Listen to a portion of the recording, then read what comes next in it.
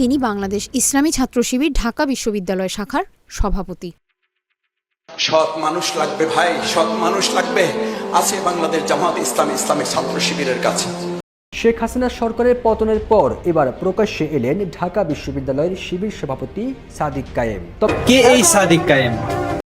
আমরা হিন্দু, মুসলিম, খ্রিস্টান, বৌদ্ধ, পাহাড়ি, চাকমা, মারমা, ত্রিপুরা, রাখন সহ বাংলাদেশের সকল সম্প্রদায়কে নিয়ে একতার বাংলাদেশ করতে চাই। আমরা পারবো তো?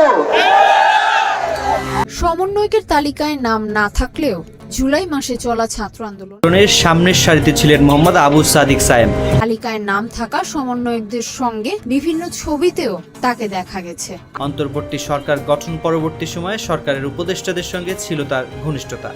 আলোচনা আছে উপদেষ্টা পরিষদের শপথ অনুষ্ঠানে বঙ্গভবনেও উপস্থিত ছিলেন এই সাদিক। তবে সবচেয়ে অবাক করার বিষয় হলো বৈষম্য বিরোধী ছাত্র আন্দোলনের অন্যতম সমন্বয়ক ছিলেন তিনি। সাদিক কায়েম নিজেকে ইসলামী ছাত্র শিবিরের ঢাকা বিশ্ববিদ্যালয় শাখার সভাপতি বলে পরিচয় দেন। পরে ছাত্র রাজনীতি নিয়ে সামাজিক যোগাযোগ মাধ্যম ফেসবুকে পোস্ট দেন তিনি। এই পরিচয় প্রকাশের পর এ নিয়ে ফেসবুক জুড়ে চলছে নানা আলোচনা সমালোচনা। নেটিজেনরা বলছেন, হাসিনা সরকার যেভাবে অত্যাচার নির্যাতন চালিয়েছে সে সময় নিজের পরিচয় গোপন রেখে ছাত্র জনতার আন্দোলনে সমন্বয়কের দায়িত্ব নিয়ে যে ভূমিকা রেখেছে তা সত্যি প্রশংসনীয়। একটি স্ট্যাটাসে প্রবাসী সাংবাদিক জুলকারনাইন শায়ের খান লিখেছেন, ছেলেটাকে আমি চিনতাম সালমান নামে, পরিচয় জুলাইয়ের 25 তারিখ থেকে, তারপর নিয়মিতই কথা হতো।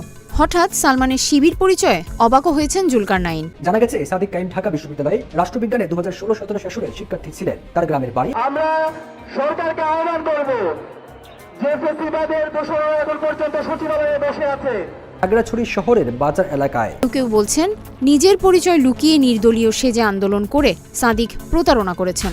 আবার কেউ বলছেন ক্ষমতাসীন আওয়ামী লীগের সময় পরিচয় লুকানোতে দোষের কিছু ছিল না। 9 দফায় সাদিকের ভূমিকা। সাদিকের স্ট্যাটাস দেওয়ার পর আন্দোলনে তার ভূমিকা নিয়ে ফেসবুকে লেখেন মোহাম্মদ ইশরাক নামের একজন। তারপর ফেসবুক পোস্টে সাদিক কায়েম লিখেছেন, গণতান্ত্রিক দেশে ভিন্ন মতের প্রতি থাকবে সম্মান, কিন্তু কেউ যেন স্বৈরাচারী না হয়ে উঠতে পারে সে ব্যাপারে রাখতে হবে সজাগ ও পূর্ণ দৃষ্টি।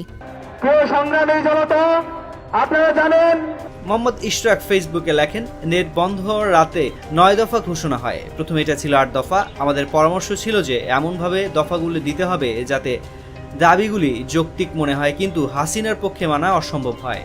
এর ফলে 1 নম্বর দফায় হাসিনাকে হত্যার দায় স্বীকার করে ক্ষমা চাইতে বলা হয়।